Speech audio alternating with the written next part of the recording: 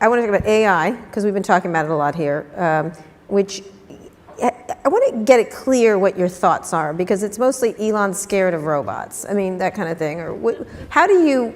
I'm scared of robots.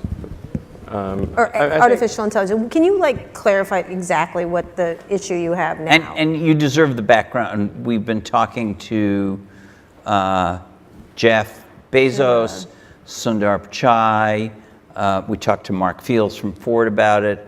Might show up for yeah, the Facebook folks. There certainly seems to be in the tech companies a big, tremendous new drive or interest to believing they will be all competing for intelligent assistance. And it's good. It'll make your life better. Make your life better. Technology Siri is going to suddenly get smart. Microsoft's one is going to get smart. Google is going to cream them all. It's largely a happy version of this. Sometimes technology hurts you, but not as much as it helps you. That's really... Yeah. So there's been a lot of conversation here about that. Yeah, sure. And you've staked out a slightly different position. So can you talk about that? Well, I mean, I think my sort of full position would require quite a long explanation. I mean, I am concerned about certain directions that AI could take that would be not good for the future. I mean, I think it'd be fair to say that not all AI futures are benign, not all. Okay. And so if you have something, if we create some digital superintelligence that exceeds us in every way by a lot, it's very important that that be benign. And so actually with a few others, I created OpenAI, which is an AI. It's a nonprofit actually. There's no. I think the governance structure here is important. So we want to make sure that there was not some fiduciary duty to generate, profit off of the AI technology that's developed. So we created this 501c3, but I think it's quite different from. I mean, a lot of sort of 501c3s are, they don't have a high sense of urgency, and they're not they're not really sort of developing technology at a fast pace. But OpenAI is.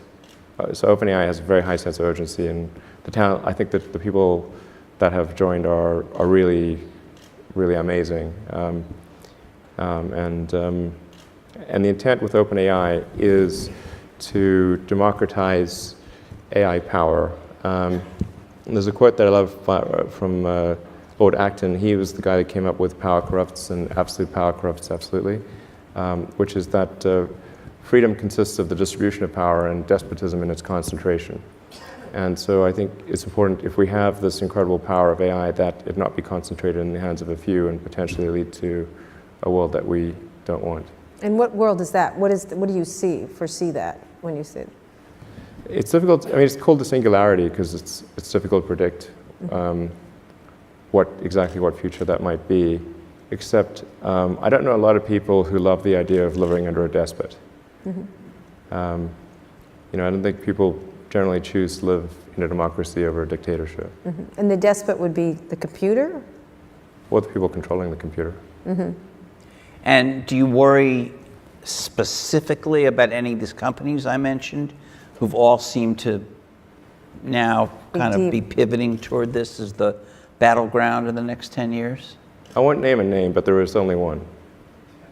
There's only one you're worried about. And they're not preoccupied with making a car that will compete with you, I assume. There's only one.